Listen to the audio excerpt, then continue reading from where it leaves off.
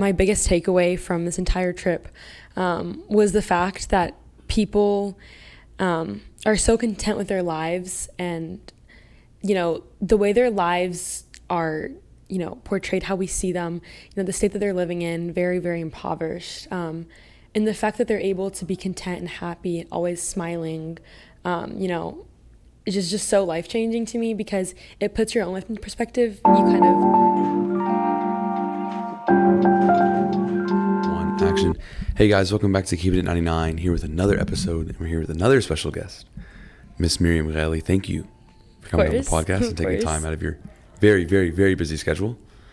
And busy enough schedule, and coming on the podcast. This is episode 6 of the COPTIC Life series. So thank you guys for watching. If you've enjoyed the series so far, make sure to leave a like, comment, subscribe, everything. All right. So thank you, Miriam, for coming again. Of course. And today we're going to be talking about a lot of things. The first thing we're going to talk about is, your experience. You just came back from a mission trip in Egypt. Yeah. So I kind of want to hear more about that and, what your experience was like and how that kind of changed your perspective. Yeah. So my first question for you is, what was your favorite part about your mission trip? Okay, I love kids. And the majority of the time we were serving kids, so just being able to connect with the kids was so special to me, and that probably is like the most memorable thing from the trip. And what about the trip really, kind of changed your perspective, if any did? I mean, hopefully it did. Yeah. Change your perspective on, just the world around you. Yeah, of course. I was sharing with you earlier, like, my biggest takeaway from this entire trip was the fact that people are so content with their lives, and the way their lives are portrayed, how we see them, the state that they're living in, very, very impoverished, and the fact that they're able to be content and happy, always smiling, it's just so life-changing to me, because it puts your own life in perspective. You kind of step back and you reassess how you've been living your life and how you are taking things, I guess you could say. I feel like all of our problems are so first world, whatever it may be, and we take things so negatively, and always, we always resort to like anger or upset, sadness, whatever it is. But these people, despite having such difficult circumstances, are always happy, like perpetually, which is just so awesome to see. Yeah, and I went on a mission trip a few years ago to Zambia, and likewise, you just see how people are so content, not just okay, but content and happy, and they live life and they love it with just so little. Right. And I think that's something that we can take away from, because like you said, we have all these first world problems and things that in the grand scheme of things don't really matter, that we stress about and that we really put a lot of effort and time into. And it really changed, going on those trips really change, how you think and who you are. And I think it honestly should be a requirement to graduate high school to go on some sort of service trip anywhere in the world. Yeah. But, what is one memory you have from the trip where, you kind of felt that your perspective changed a little bit? If it's anything specific. Yeah. So one of the camps we went to is called St. Mark's Village, and it's kind of a deserted area, and the whole purpose is to have younger children, whether they be from Upper Egypt, just impoverished children all around Egypt. In our case, we had Sudanese kids experience luxury for the first time. So it was a very nice facility, lots of food, lots of good food, things that they're not familiar with, a pool. They've never seen a pool before, so that's something that's just so awesome to them. We would eat very, very big meals, and after every meal, we'd give them a little coin to go to the canteen, which is a little store, very popular stores in Egypt that have chips and cookies and juices and stuff, which is a big thing for Egyptians. And they're not familiar with that that whole notion of having money to be able to go to a canteen and afford a bag of chips, which is just £5, which is nothing to us. So I was eating with some of the kids, and it was so weird to me, because they would tell the kids, if you don't eat your food, you're not going to get a chip. And some of these kids weren't finishing their food, and I was going to say something, and I was going to be there are kids that aren't able to see this food and don't have this food. And I was wait, those are those kids. And it's so weird because that just completely like changed my like perspective on, you know, anything and everything. You know, we eat so much, we eat out, like that's like where like America is like founded, and like, you know, we eating out and like buying a bunch of food, and food waste is huge in America. And the fact that these kids, you know, weren't finishing like the last like scrap of chicken on a chicken thigh is so weird, because they don't have that, you know. This is like the luxury for them. That's just so odd to me, that we just throw food so easily away, and we just throw our problems and all these like, you know, little things here and there that end up adding up away like that. And that kind of made me realize that like my service was needed, and that these people need love and attention and care. And that kind of was that like aha moment for me. Yeah, that's actually... That was a lot of words. That's like a very interesting thing, where it's like, because we say that all the time, like, yeah. Oh, there's kids who, you know, finish your food, because there's kids out there that don't, you know, that can't have that. And it's like, we never realize what that actually means until we see that. And like, you think, and you're like, wait, like these are those kids. And it's it's honestly amazing. And it reminds me of a book, a really good book that everyone should read. It's called Elements. I think I've heard of it before. It's a very, very, very good Orthodox book. It's like a 4-book series. It's really good. A big portion of that book is about service in Egypt and stuff like that. And in the book, the main character, I don't want to spoil anything, but the main character, after going through all this service, is on a plane ride back to where he's from in Canada. And it's like he feels so bad just asking for, like, you know, they come by and they give you like the snacks and stuff. It's like he couldn't do it. He couldn't do it because it was just like, it was too much, that comfortability, that luxurious life, to go from seeing that and then to like act like it never happened was just so hard for the main character of the story. So in the same way, I feel like for me, it's like when I go on these life-changing experiences, you know, whether it's mission trips, far or close to home, it really affects you. And I think the most important thing to do is to take what you learned and apply it to, at least one thing, and apply it to your life. Yeah. Instead of just like, oh, that was fun, and then like moving on. Yeah, no. And it's so hard to do that, because it's so hard to live that simple life. That's just so, and I completely agree. Like, I came back and I'm shopping for my grad party, or I'm shopping for clothes, or I'm getting food, and it's like I never left, you know? Like, and I'm sitting here when I have a minute to think and a minute to like kind of reassess. I'm like, wow, did anything even change? You know, you're sad for them, and you're always going to think about them in the back of your head, but it doesn't mean anything until you actually apply it to your life. Like you were saying, like, okay, so what, you know, these people are impoverished, they have nothing to eat, but, you know, I'm lucky, I got lucky, so I need to cherish what I have. No, that's not how you should think at all. I think being able to apply that, you know, allows you to live a like more edified life, and to, you know, think of and be considerate of people who are less fortunate than us. So I think, applying it is super important. I totally agree with you. And I think when it comes to applying it, like a lot of times, because it's very hard to do. It's very hard to, like, you know, especially because you watch everyone around you. And I mean, they didn't go on the trip. They didn't see anything. They didn't change. And for you to do that, but I think just by going on the trip, you've planted the seed in you. And that's enough. I mean, anything is something, you know, and it's always like just 1% more every single day. And I think by planting that seed, like, because like you're only 18, like you'll have so many more experiences in life that'll build off of that. Right. Like I know for me, like I was 13 when I went to Zambia, and, you know, just throughout high school, I've had other experiences build on top of that.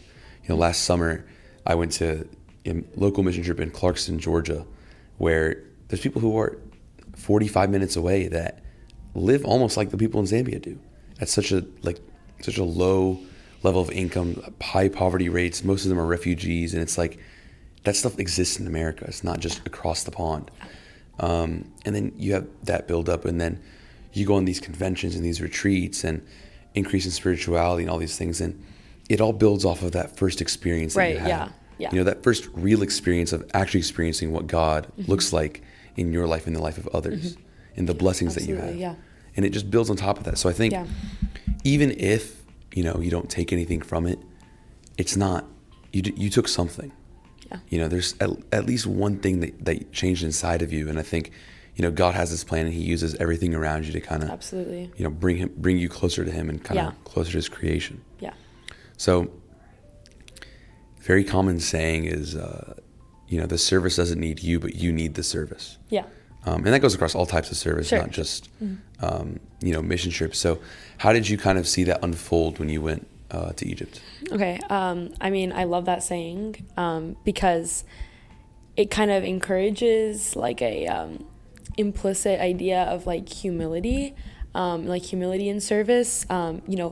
Stooping down to a very low level to serve others is like probably the easiest way to, feel the service changing you. How I was able to apply that on my mission trip that I just, came back from, something that was so weird to me, and we only did it in Egypt, and it's just so different. The service never stopped.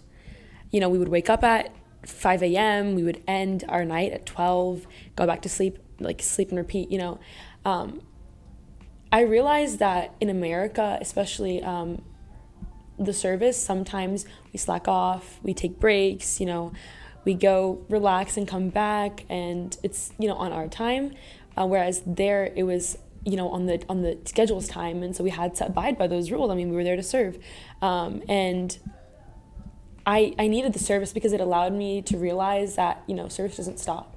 You always need to be putting your best foot forth and being there for the people that you're serving, the community that you're serving, whatever it may be, It really allowed me to realize that service isn't on my time, on like whenever I'm available, but I need it because it teaches me things that I wouldn't have gained had I not served to begin with. And I think that's how I applied it there.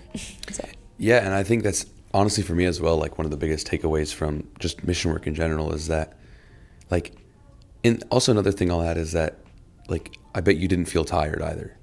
No, I was exhausted.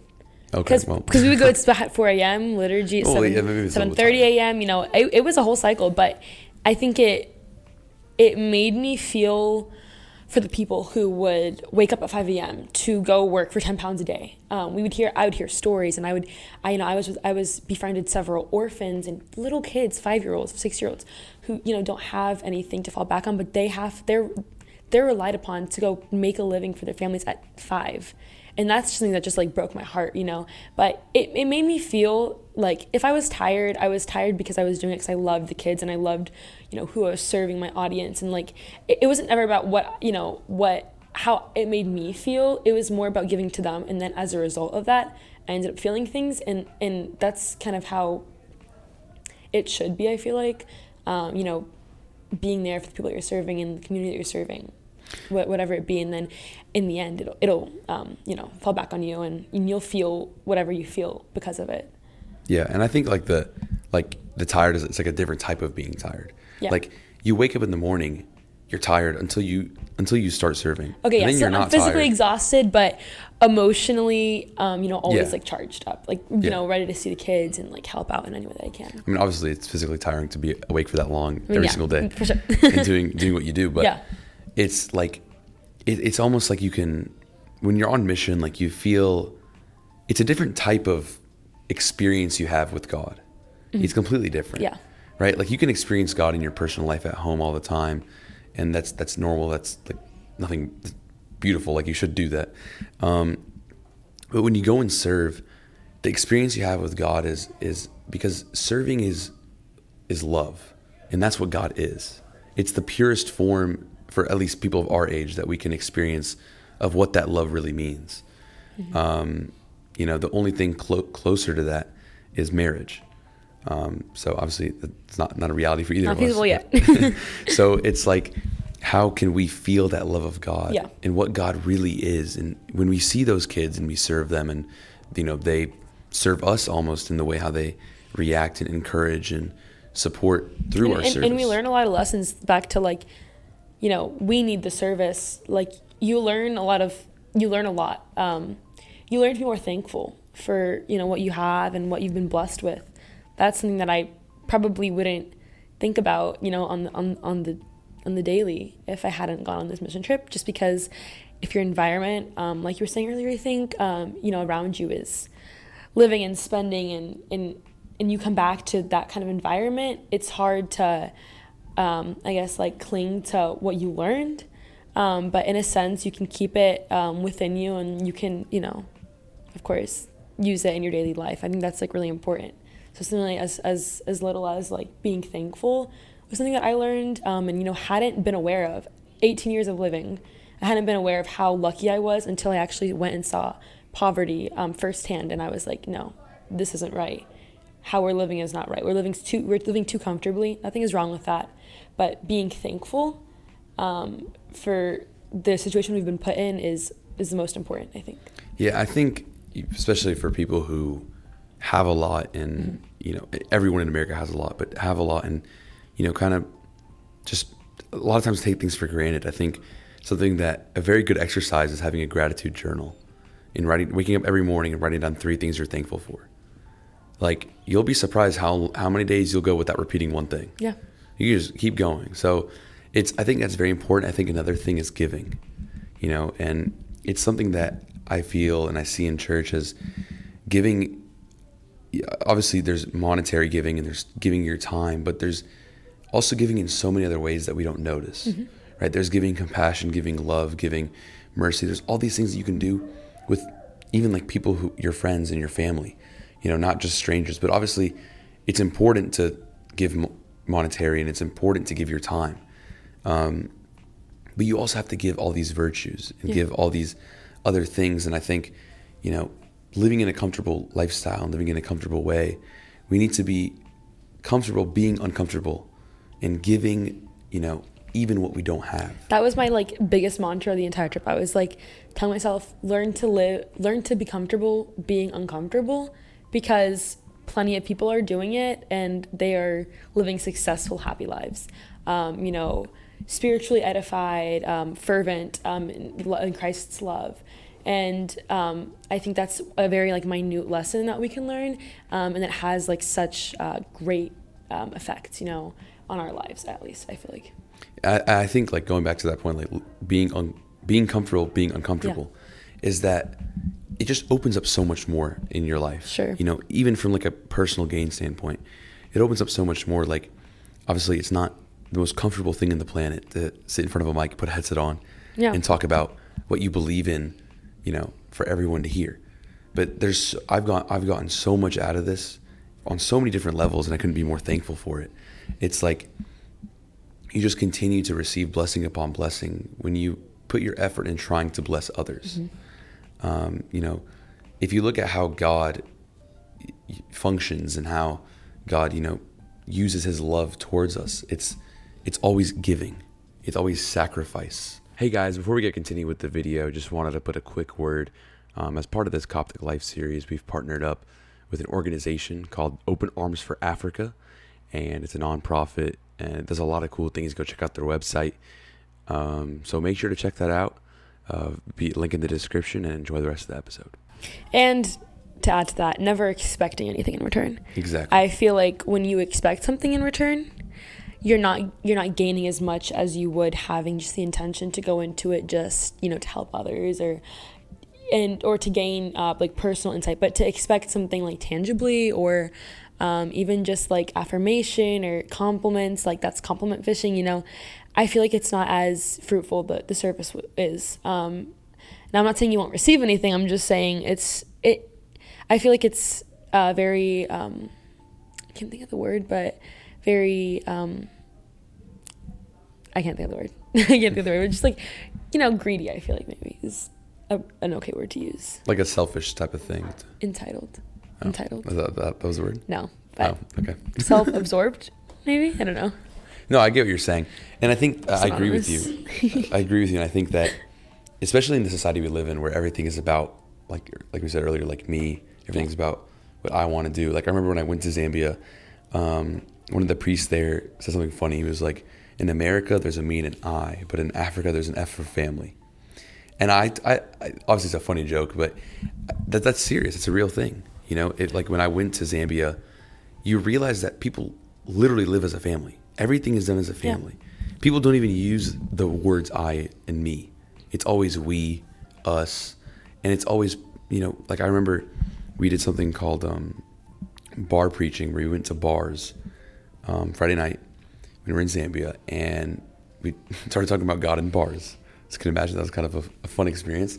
Oh. And one of the guys that I ended up sitting down with, I'll never forget. He was sitting there, and he was talking to us about, how he feels bad because, he was like being unfaithful to his wife, and how he has kids and with like multiple women, and that he feels like there's no way out of it, and that he feels like that the only way that he can kind of, reach out of that is by reaching out to his like real family, but he doesn't really know how to do that.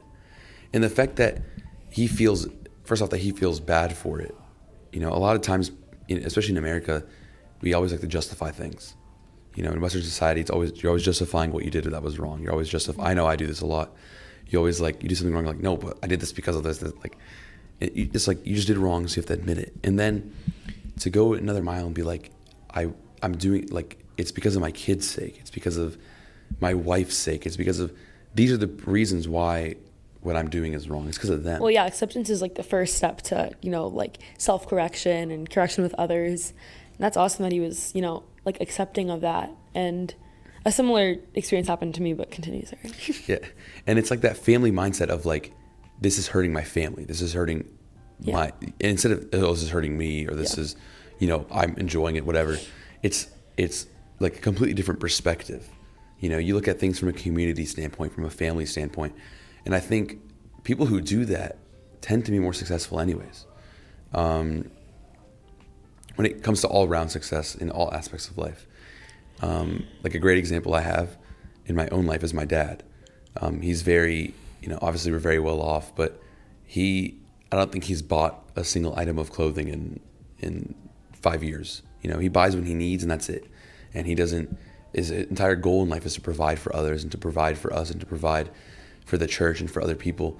And it's, for him, like, if he was stripped of it all today, so be it, So it's like that mindset, I think, is something that we need to take away from the people that we see, that kind of content. I'm okay with what I have. Yeah. It's okay to work harder for more. If it gets taken, it gets taken, Yeah. I agree. I totally agree. Amen. So my next question for you is kind of more of, just general about, being Coptic in America, because that's what this series is about. Now that you have these experiences, obviously it's only been a couple weeks, but now that you have these experiences and you're going off to college, what do you feel like the college life? Do you feel like now that you went on this trip, you kind of think of college in a different light, or not really, or what about it? I think this trip was definitely very I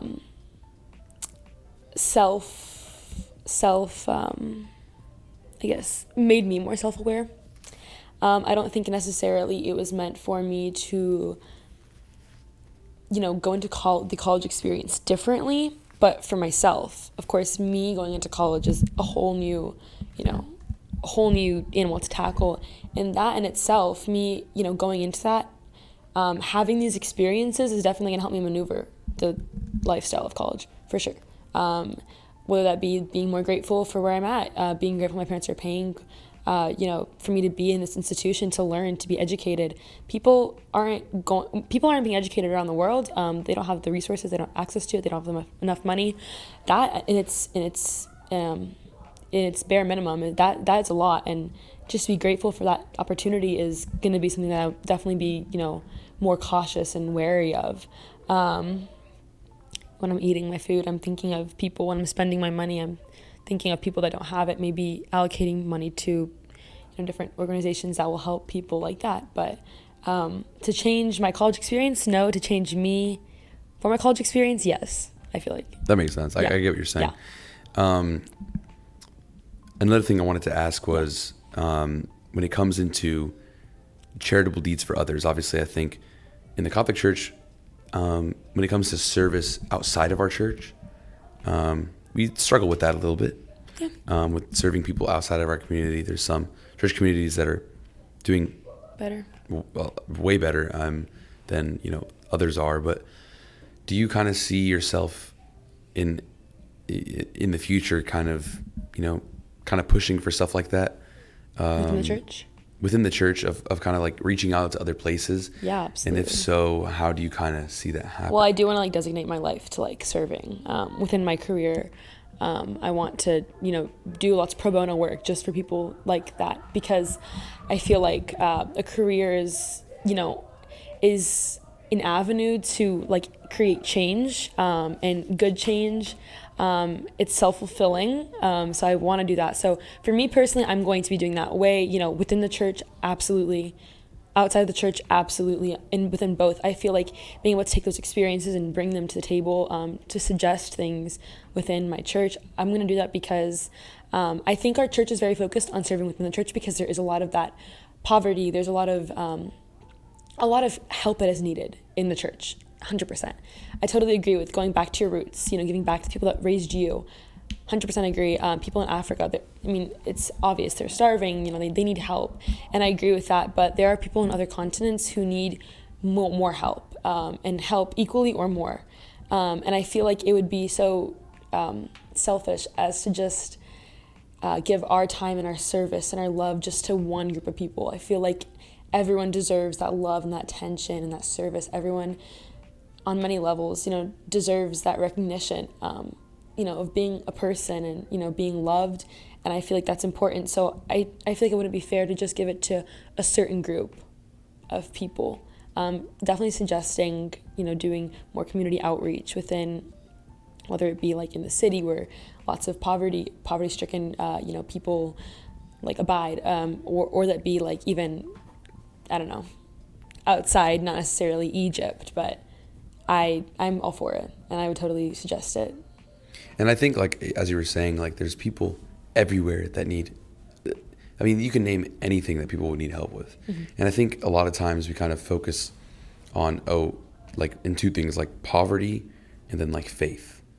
Or, and within poverty you have like medical and like other stuff, but like a lot of times we forget about, like emotional, we forget about, mm-hmm. Mental stuff. And people who are perfectly fine in life, they have money, they're living life, but like they're not happy in who they are, I agree with that too, or the life they're in. Yeah. And that needs a completely separate type of service. Sure. So there's always, I think a lot of times we forget that there's always people to serve in the world. Yeah. At every single moment.